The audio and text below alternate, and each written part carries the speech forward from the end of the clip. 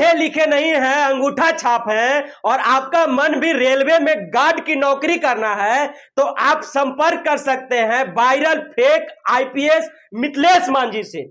मेरे स्क्रीन पर जो फोटो देख रहे हैं, ये बिहार के जमुई के वायरल 2 लाख रुपए में फर्जी आईपीएस बनने वाले मिथिलेश मांझी की है।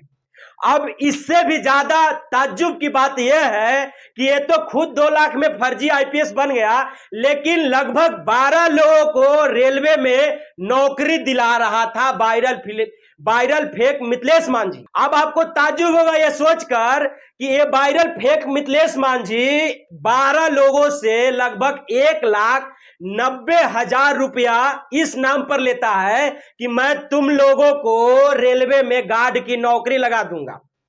अब ये लोग बोलते हैं कि तुम मुझे गार्ड की नौकरी कैसे लगा दोगे, मुझ तो पढ़ा लिखा नहीं हूं। तब ये मिथिलेश मांझी बोलता है कि जब मैं अनपढ़ होकर आईपीएस बन सकता हूं तो तुम्हें गार्ड की नौकरी रेलवे में क्यों नहीं लगा सकता हूं। तो ये सोचने वाली बात है, हो सकता है बिहार में कुछ भी संभव है। अब वो लोगों को रेलवे पर ले जाता है, रेलवे प्लेटफॉर्म पर ले जाता है और कहता है कि देखो ये जो हरा झंडा दिखा रहा है ना, वही नौकरी तुम लोगों का होगा। अब घर जाकर उनसे 10-10 हजार 20-20 हजार रुपया लेता है और बोलता है कि मैं पटना जा रहा हूं, पटना कुछ डॉक्यूमेंट बनाना है, कुछ कागज बन रहे हैं जिसके लिए पैसे चाहिए।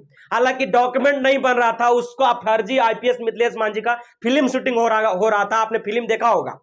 उस फिल्म में पैसे की जरूरत रहता है तो वे सोचता है कि क्यों ना इन लोगों को ठगी का शिकार बनाया जाता है।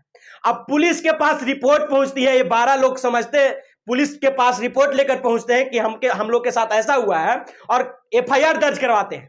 ताज्जुब ये सोचकर आपको होगा कि इसके परिवार के लोगों को ही ये ठगी का शिकार बनाता है, ये अपने फैमिली के परिवार के लोगों को ही ठगी का शिकार बनाता है। तमाम लोग इसी के जाति से आने वाले लोग होते हैं और इसी के परिवार से आने वाले लोग होते हैं। जैसे कि आपको पता होगा कि एक सरकारी नौकरी लगने पर लोग तरह तरह से मिलने आते हैं, तरह तरह के फोन आते हैं। और मिथिलेश मांझी तो एक आईपीएस बन गया तो उसके पास तो आएंगे ही आएंगे।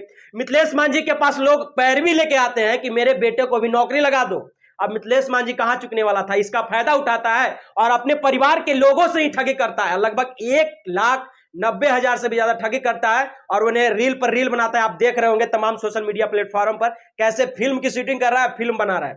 ऐसा कोई दोबारा ना करे, इस पर कार्रवाई होनी चाहिए। बाकी आप क्या सोचते हैं कमेंट करके जरूर बताइएगा।